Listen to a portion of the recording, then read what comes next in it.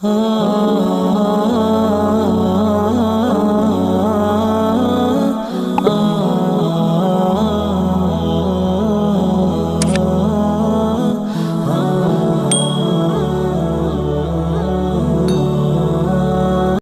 حکیم کی سخت ترین آیات میں سے یہ ایک آیت ہے۔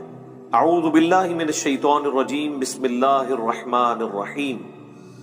وَلَقَدْ ذَرَأْنَا لِجَهَنَّمَ كَثِيرًا مِنَ الْجِنِّ وَالْإِنسِ، اور بے شک ہم نے جہنم کے لیے ہی پیدا کیے ہیں اکثر جن اور انسان۔ اللہم لا تجعلنا منہم، اللہم اجرنا من النار۔ اس کی ریزن کیا ہے وہ تو آگے اسی آیت میں بیان ہوگی، لیکن یہ بہت الارمنگ سچویشن ہے، اور پریکٹیکلی ہمیں نظر بھی آ رہا ہے کہ اکثریت جہنم کے لیے پیدا ہوئی۔ اس وقت بھی جو اہل توحید ہیں دنیا میں، اوورآل اگر دنیا کی آبادی دیکھی جائے تو اس میں بہت کم ہے، پھر وہ اہل توحید سو کالڈ مسلمان، ان میں سے بھی جو پیور توحید والے لوگ ہیں بہت ہی کم ہیں، تو پریکٹیکلی ہمیں نظر آ رہا ہے کہ اکثریت جہنم کی طرف جا رہی ہے۔ یعنی یہ قرآن کی وہ سچائی ہے جو ہمیں دنیا میں نظر آ رہی ہے، لیکن یہ بڑی الارمنگ سچویشن ہے۔ دنیا میں اگر یہ اناؤنسمنٹ کی جائے 100 کے مجمع میں کہ میں ایک گولی چلاؤں گا جسے بھی لگ جائے،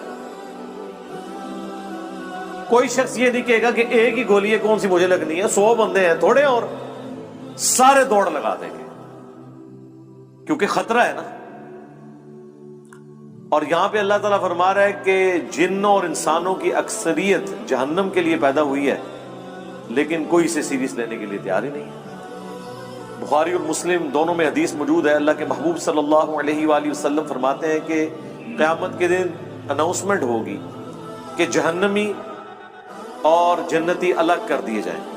یہ حضرت آدم علیہ السلام کی ڈیوٹی لگائی جائے گی، کیونکہ وہ جد امجد ہے سب کے۔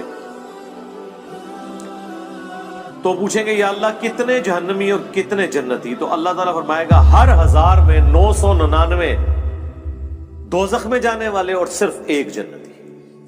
اور یہ وہ وقت ہوگا کہ جب لوگ غم کے مارے بوڑھے ہو جائیں گے۔ سورہ المزمل میں بھی ذکر موجود ہے کہ قیامت کا دن وہ ہے کہ جو بچوں کو بھی بوڑھا کر دے گا غم کے مارے،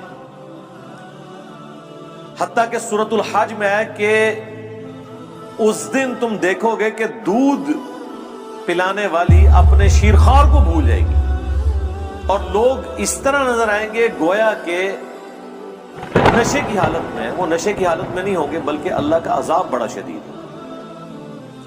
بخاری مسلم دونوں میں حدیث ہے، اللہ کے نبی علیہ السلام حکم فرمایا کرتے تھے کہ تشہد میں 4 چیزوں کے اگینسٹ اللہ کی پناہ طلب کرو۔ اللہم انی اعوذ بک من عذاب جہنم، پہلی چیز جہنم، ومن عذاب القبر، ومن فتنة المحیا والممات، ومن شر فتنة المسیح الدجال۔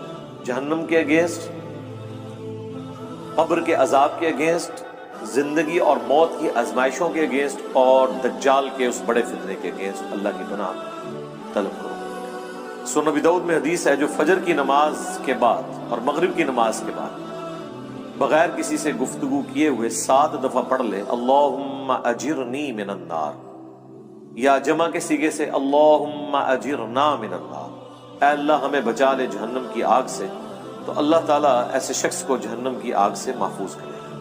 اللہم اجعلنا منہم مع النبیین والصدیقین والشہداء والصالحین، اللہم انا نسألک جنت الفردوس مع النبیین والصدیقین والشہداء والصالحین، آمین۔ تو یہ بڑا سینسٹیو ایشو ہے، تو پارہ نمبر 30 جب آئے گا تو آپ دیکھیں وہ تو سارے کا سارا سینٹرڈ اراؤنڈ قیامت کا دن اور آخرت کی سختیوں کے۔ بہرحال یہ اللہ تعالیٰ کی شفقت بھی ہے انسانیت کے لیے کہ آخرت میں جو رزلٹ نکلنے والا ہے وہ پہلے ہی بتا دیا ہے کہ بھائی اکثریت کے ساتھ یہ حال ہونے والا ہے، تو اپنا قبلہ درست کر۔ اس کا رزلٹ یہ نہیں نکالنا کہ چونکہ اکثریت نے جانا ہے لہذا محنت کرنے کی ضرورت نہیں ہے، ان سے بچنے کوئی نہیں۔ آپ کئی لوگوں کو سنتے ہوں گے وہ کہتے ہیں کہ جی مجھے تو اللہ تعالیٰ نے چھوڑنا ہی نہیں قیامت کے دن، میں کم ہی ایسے پیڑے کیتے ہیں۔ اس طرح کے جملے کبھی بھی نہیں بولنے چاہیے۔ بخاری اور مسلم دونوں میں حدیث ہے اللہ کے نبی علیہ السلام نے فرمایا کہ اللہ تعالیٰ فرماتا ہے میں اپنے بندے کے گمان کے قریب ہوں جس طرح میرے بارے میں گمان کرتا ہے. یعنی اگر آپ اللہ کے بارے میں اس طرح کا نیگیٹو گمان کریں گے تو اینڈ رزلٹ یہی نکلے گا، اور اگر اللہ کے بارے میں پازیٹیو گمان کریں گے اور اس کے لیے ایفرٹ پٹ کریں گے تو رزلٹ پازیٹیو. یعنی صرف گمان سے بھی کچھ نہیں اور صرف ایفرٹ پٹ کرنے سے بھی کچھ نہیں ہے. گمان بھی اچھا ہے. اللہ کی رحمت اللہ سے مانگنی ہے. بخاری مسلم دونوں میں حدیث ہے کوئی شخص محض اپنے اعمال کی بنیاد کے اوپر جنت میں داخل نہیں ہو سکے گا. صحابہ نے جرأت کر کے پوچھا اللہ کے نبی کیا آپ بھی؟ اس کائنات میں سب سے بہتر اعمال جس شخصیت کے ہو سکتے ہیں وہ تو رسول اللہ کی ذات ہے صلی اللہ علیہ وآلہ وسلم. تو آپ نے اس کو کیسے ارشاد فرمایا؟ آپ نے فرمایا ہاں میں بھی جب تک میرے رب کی رحمت مجھے ڈھانپ نہ لے میں بھی صرف اپنے اعمال کی بنیاد پہ جنت میں داخل نہیں ہو سکتا.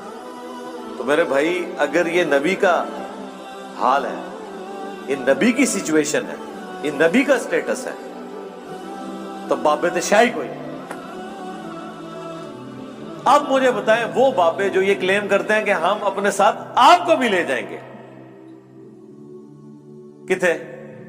ہاں جتنے آپ جان گے کوئی کسی کو نہیں لے کے جا سکتا جب تک کہ اس کا اپنا قبلہ درست نہ ہو. ہاں اپنا قبلہ درست تھا، تھوڑی بہت کمزوریاں ہوئیں، کوئی رعایتی نمبر چاہیے، کوئی شفاعت چاہیے، اللہ تعالیٰ ڈیوٹی لگا دے گا. وہ بخاری مسلم میں حدیث ہے کہ انبیاء بھی سفارش کریں گے، فرشتے بھی کریں گے، اللہ کے نیک بندے بھی کریں گے، اس سے کسی کو انکار نہیں. لیکن یہ نہیں ہو سکتا کہ آپ دیدہ دلیری کی زندگی گزاریں اور پھر شفاعت کے امیدوار ہو جائیں. Not at all. بخاری مسلم دونوں میں حدیث ہے جب سورہ الشعراء کی یہ آیت نازل ہوئی کہ اے نبی اپنے قریبی رشتہ داروں کو آخرت کا ڈر سنائے، تو نبی علیہ السلام اپنے رشتہ داروں کے پاس گئے، اپنے چچا کے پاس آئے اور فرمایا اے نبی کے چچا عباس میرے مال سے جو لینا ہے وہ لے لے، اگر اللہ نے تجھے پکڑ لیا تو میں اللہ کے حضور تیرے کچھ کام نہیں آؤں گا. اے نبی کی پھپھی صفیہ میرے مال سے جو کچھ لینا ہے وہ لے لے، اگر اللہ نے تجھے قیامت کے دن پکڑ لیا میں تیرے کچھ کام نہیں آؤں گا. اے نبی کی بیٹی فاطمہ میرے مال سے جو کچھ لینا ہے وہ لے لے، اگر قیامت کے دن تو پکڑی گئی تو میں تیرے کچھ کام نہیں آؤں گا. اگر یہ سیدہ فاطمہ کا سٹیٹس ہے تو باقی تو شاہی کوئی نہیں. یہ کہنا کہ جی ہمارا مرید کوئی ہو گیا تو ہم جنت میں اس وقت تک نہیں جائیں گے،